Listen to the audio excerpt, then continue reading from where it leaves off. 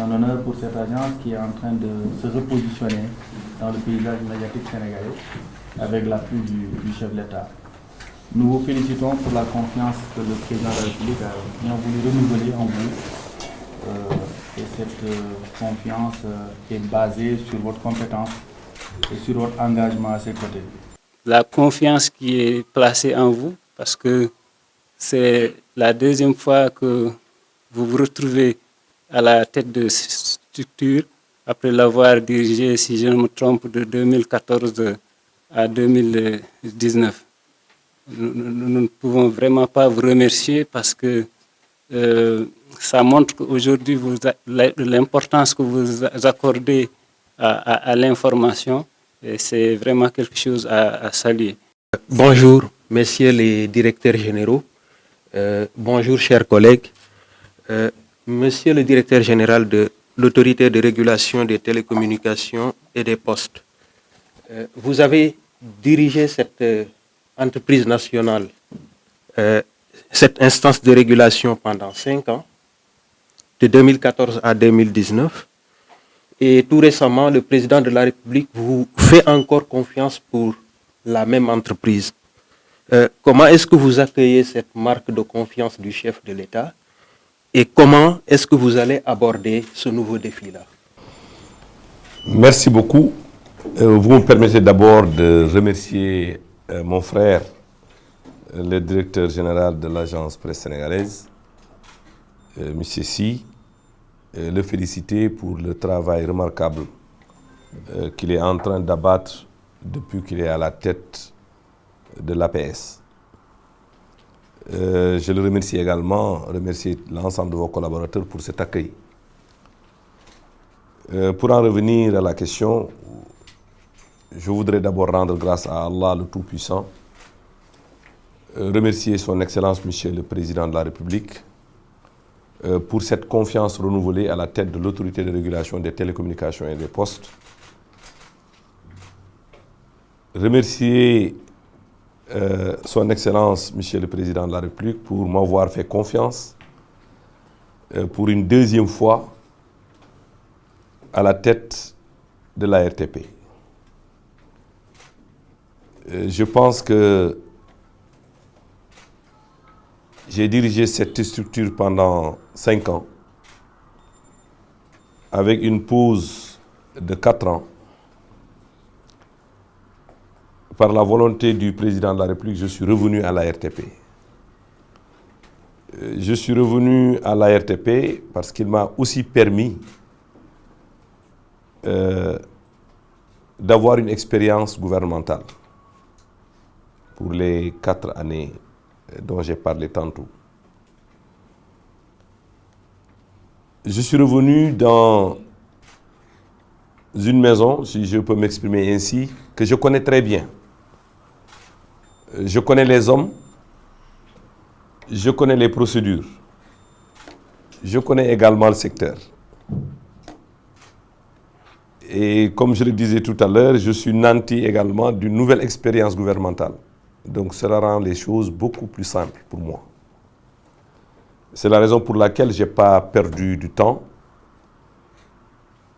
pour démarrer les travaux, pour démarrer les chantiers, pour démarrer les projets.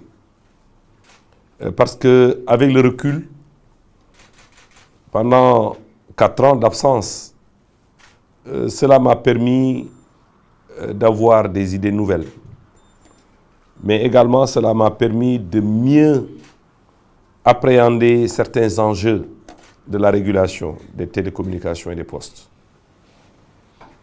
Je suis très heureux de retrouver les agents de la RTP, des cadres de très haut niveau,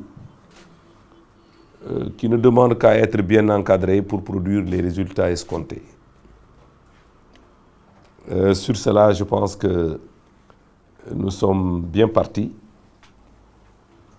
L'organigramme a été mis en place.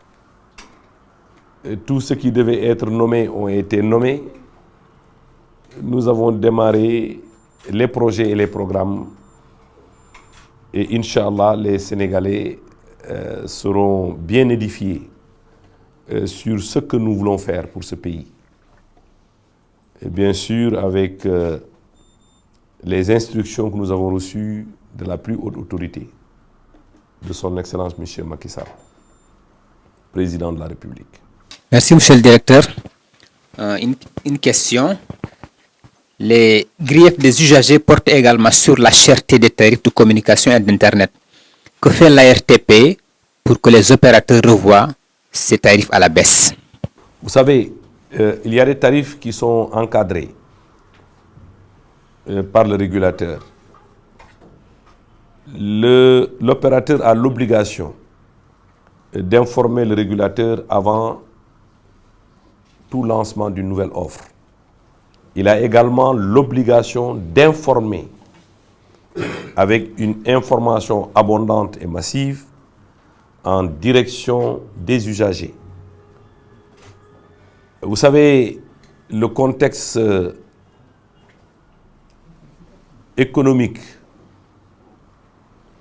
ne nous autorise pas aujourd'hui d'aller dans le sens de l'augmentation des tarifs. Le président de la République, son Excellence Macky Sall, est en train de tout faire pour rendre le coût de la vie le moins cher possible. Quand on parle de le coût de la vie, il faut intégrer le budget télécom pour chaque personne. Parce que aujourd'hui, nous en consommons. Nous consommons les unités télécom comme nous consommons les denrées de première nécessité. Donc c'est la raison pour laquelle il est impensable que les opérateurs procèdent, surtout dans le contexte que je viens de dire tout à l'heure, le contexte mondial qui nous impose une situation extrêmement pénible, extrêmement difficile. Nous ne pouvons pas nous permettre d'accepter une quelconque augmentation des tarifs, aussi bien pour la voix que pour les données. Nous allons privilégier le dialogue, parce que c'est aussi ça la régulation. Dialoguer avec les opérateurs, discuter avec eux, prendre en compte leurs préoccupations, mais prendre en compte la préoccupation centrale, la préoccupation des usagers, qui demandent une qualité de service meilleure à coût raisonnable. Merci. Monsieur le directeur général, vous avez parlé tout à l'heure des chantiers que vous comptez mettre en œuvre pour ce passage à la tête de la RTP. Votre prédécesseur avait parlé du lancement de la 5G pour cette année. Est-ce que cette promesse-là fait partie de vos chantiers? Est-ce qu'elle sera... Vous savez, la 5G est incontournable. On ne peut pas ne pas lancer la 5G après une période de test que les opérateurs ont déjà réalisé. Je pense que parmi les premiers actes que j'ai posés, c'est d'arrêter la phase test. Donc je pense que c'était à la fin du mois d'avril, du mois de mars. À la fin du mois de mars, j'ai demandé à tous les 3 opérateurs qui étaient en phase test, les 2, excusez-moi, Sonatel et Free, d'arrêter qu'il n'y aura pas de prolongation pour la phase test, pour la 4G. Ils ont produit des rapports concernant les tests de la 5G, et je pense qu'aujourd'hui, nous sommes dans la dernière ligne droite pour lancer l'appel d'offres pour que ces opérateurs qui sont intéressés, d'ailleurs que j'ai rencontré Sonatel, j'ai rencontré Free, qui m'ont manifesté leur engagement et leur volonté de prendre la 5G, parce qu'aujourd'hui, ce n'est pas un luxe que d'avoir cette nouvelle technologie, cette nouvelle génération. Et je pense qu'il y a beaucoup de pays qui l'ont lancé, ça c'est les pays développés. En Afrique, nous avons l'Afrique du Sud. D'autres pays sont sur la ligne de départ et nous souhaitons que le Sénégal soit pionnier dans le lancement de la 5G dans la sous-région, même si nous sommes en train de faire une course avec un pays qui est presque fin prêt. Je pense que dans les jours à venir, nous allons travailler en rapport bien sûr avec les opérateurs, pour que nous puissions faire ce qu'on appelle l'extension de la licence. Il n'y aura pas une nouvelle licence 5G, il y aura plutôt une extension de la licence des opérateurs qui souhaiteraient passer à la 5G. La licence est une convention de concession qui est adossée à un cahier de charges. La convention de concession définit la durée de la concession et les conditions de cette concession, et les cahiers de charges définissent les réseaux et les services qui sont concernés par la concession. Les 3 opérateurs que nous avons ont des cahiers de charges qui définissent des réseaux et des services jusqu'à la 4G. Donc il va falloir très prochainement procéder à l'extension, à la modification des cahiers de charges pour intégrer la 5G. Et bien sûr, après avoir payé un ticket d'entrée. Il y aura aussi des ressources financières qui sont attendues pour l'État du Sénégal. Merci beaucoup. Le Sénégal a dirigé en 2021 le comité de coordination du réseau francophone de régulation des télécoms Fratel. Quel bilan peut-on tirer du mandat du Sénégal? J'avoue que je n'ai pas encore un bilan par rapport à Fratel. Fratel qui est quand même une organisation très importante pour les régulateurs de manière générale, mais les régulateurs africains. C'est une instance où toutes les questions sont discutées. Des questions d'intérêt, des questions qui permettent au secteur des télécommunications de se développer. Nous ferons une évaluation de ce passage du Sénégal à la tête de cette organisation importante. Mais je dois signaler que le Sénégal, pendant très longtemps, a été quand même la locomotive, aussi bien dans la sous-région que en Afrique, en termes d'innovation, en termes de mise en place de projets tels que, je pense, le free roaming qui est là, qui est devenu une réalité dans la sous-région. Et je pense que tout ça, nous allons nous battre pour que le Sénégal continue de maintenir son leadership, aussi bien dans la sous-région qu'en Afrique. Merci, monsieur le directeur. Vous avez récemment sorti un communiqué de presse pour demander à l'opérateur de téléphonie Orange d'apporter les diligences nécessaires pour procéder au réajustement de ces grilles tarifaires, notamment le Flybox 4G. Avez-vous l'impression d'avoir été entendu par rapport à cette question? J'ai la certitude, je n'ai pas une impression. J'ai la certitude d'être entendu par le directeur général de Sonatel que j'ai reçu.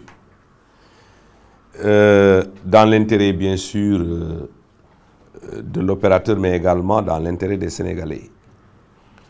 Je le disais tout à l'heure, que le contexte actuel sur le plan économique, sur le plan de la cherté de la vie, qui est une des priorités, le combat pour la cherté de la vie, qui est une des priorités du président de la République, nous ne pouvons pas nous permettre d'avoir une situation non maîtrisée dans le secteur des télécommunications. Nous avons échangé avec le DG, il a bien compris. Et je pense qu'ils ont sorti un communiqué hier. Nos équipes sont en train de travailler depuis hier ensemble. Depuis hier, nos équipes sont en train de travailler. J'ai échangé hier avec le DG qui est présentement hors du territoire national, mais nous maintenons le contact. Nos équipes vont continuer à travailler pour faire en sorte que les usagers continuent d'utiliser le réseau avec une qualité acceptable, mais également à un coût raisonnable. Je pense que sur ça, nous n'avons pas d'inquiétude, que Sonatel nous a bien compris, nous a bien entendu. Sonatel a également entendu les usagers, parce que nous ne sommes pas les seuls à avoir tiré sur la sonnette d'alarme. Les usagers également se sont signalés. Nous avons enregistré beaucoup de réclamations que nous avons traitées en rapport bien entendu avec l'opérateur. Et cette question, elle est suivie avec beaucoup d'attention au niveau de l'autorité de régulation des télécommunications et des postes. Et toujours sur ce même registre, qu'en est-il un peu du redéploiement des sanctions contre ces opérateurs de téléphonie sur le plan du tir international, notamment au niveau des garanties des partenaires? Vous savez, il y avait ce qu'on appelle un investissement complémentaire qui a été décidé. Je pense que nous avons pris également un cabinet qui va vérifier de manière chiffrée ces investissements complémentaires qui étaient une obligation après les sanctions qui ont été infligées aux opérateurs. Cette question également est une question d'intérêt, c'est une question qui est suivie. C'est une question que nous allons suivre avec tous les opérateurs pour que l'engagement ou l'obligation qui pèse sur eux en ce qui concerne les investissements soit réalisée. Monsieur le directeur général, vous êtes aussi homme politique. Vous êtes maire de Mbao depuis un peu plus d'1 an. Comment ça se passe à la tête de la mairie? Quel bilan et une première année de gestion? Merci beaucoup.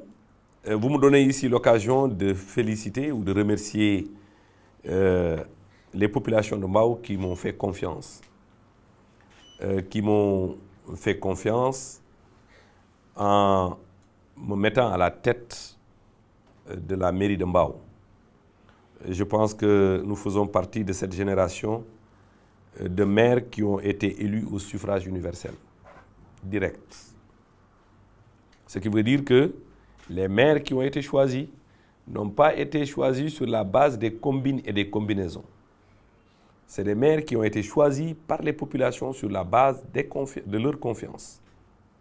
Donc il faut s'en réjouir et remercier les populations de Mbao qui nous ont choisis pour 5 ans pour être à la tête de la municipalité.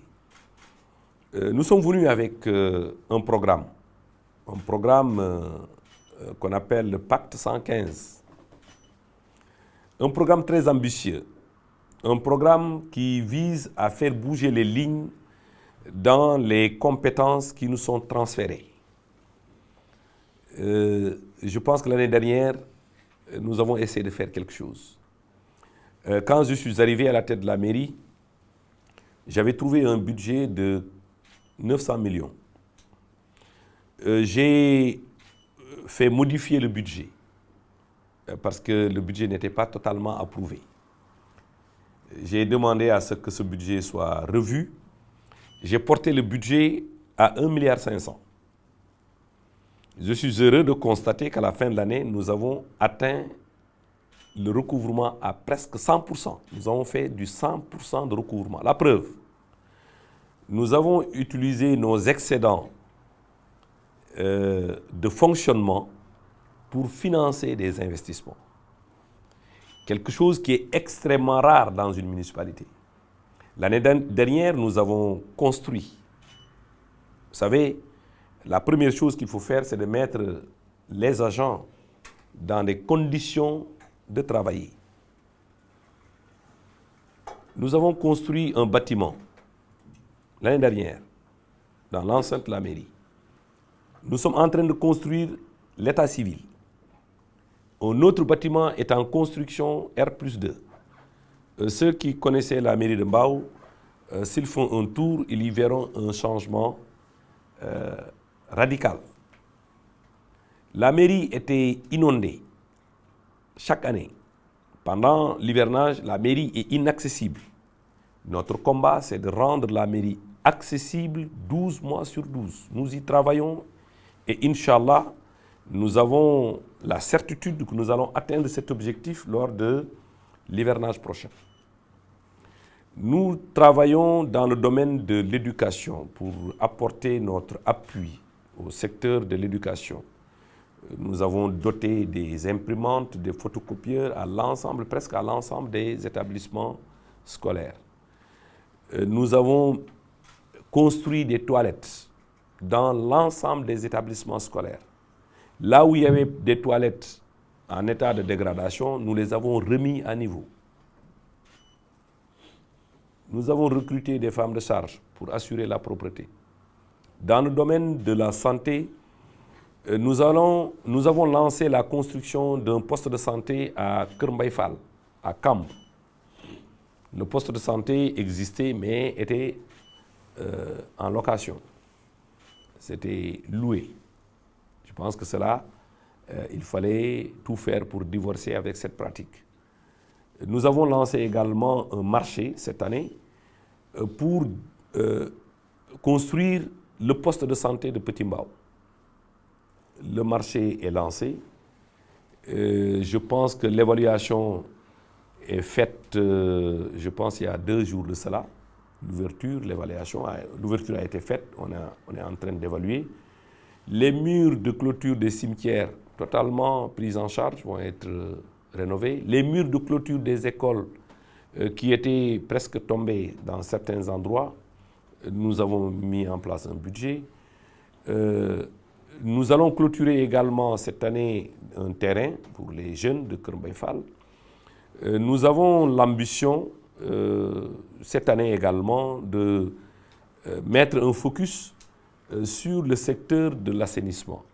Bien que l'assainissement ne soit parmi les compétences transférées, mais il faut trouver des moyens pour soulager les populations. Nous sommes en train de travailler dans l'acquisition des motopompes, mais également pour le drainage des eaux. Un budget a été mis en place et nous sommes en train de passer à la phase mise en œuvre. J'ai déjà fait un bilan 1 an après. Nous avons fait un bilan que nous avons partagé avec les populations. Nous avons dégagé les perspectives pour cette année. Cette année, nous avons beaucoup d'ambition sur le volet social. L'année dernière, nous avons, lors du mois de Ramadan, nous avons presque distribué 50 millions aux populations. Pour les fêtes de Pâques, on avait distribué 15. Pour la Tabaski, nous avions distribué presque 55. Cette année, pour les fêtes de Pâques, nous avons distribué 19 millions. Pour les fêtes qui se pointent à l'horizon, nous avons l'ambition de distribuer 65 millions. Et le président de la République veut que 2023 soit une année sociale. C'est la raison pour laquelle nous avons mis un focus sur l'appui en direction de ces populations dont nous avons l'obligation d'être à leur côté pour les accompagner. Cela nonobstant le budget que nous avons mis en place pour accompagner certains dans les frais d'hospitalisation, la scolarisation des enfants, etc. etc. Donc, de manière succincte, j'ai essayé de vous faire une petite photographie de ce que nous sommes en train de faire dans la commune de Mbao, mais je voudrais quand même remercier le conseil municipal, remercier le bureau municipal, le conseil municipal. Je pense qu'il y a, au fur et à mesure, je peux me souvenir des choses sur lesquelles nous sommes en train de travailler. Nous sommes en train également d'aménager un parcours sportif, aménager un garage pour les clandos, aménager un garage pour les tatas. Nous avons des projections pour, vous savez, le terre à un gare au niveau de Kermbaïfal. Aujourd'hui, quand vous arrivez au niveau de cette gare, vous verrez que des véhicules sont stationnés partout. Parce que les Sénégalais ont trouvé un intérêt à utiliser le terre. Le matin, ils viennent avec leur véhicule, ils se garent, ils prennent le terre, ils vont au travail, ils reviennent, ils reprennent leur véhicule. Donc, pour nous, la municipalité, il est important qu'on s'organise pour trouver un espace, bien sûr, parce que nous l'avons déjà, aménager cet espace-là pour en faire un parking en face. Je vais terminer par l'ambition d'un ancien ministre de l'Environnement que j'étais, pour dire que je veux donner un exemple Mbao comme étant la commune la plus verte. Nous avons commencé. Si vous allez à Mbao, vous verrez que nous avons commencé à faire des reboisements d'envergure. Et nous allons continuer dans cette direction-là pour non seulement rendre Mbao vert, mais également rendre Mbao extrêmement propre. Voilà les quelques ambitions que nous avons pour la commune. Donc, monsieur le directeur général, merci beaucoup. Merci pour l'accueil, merci pour tout.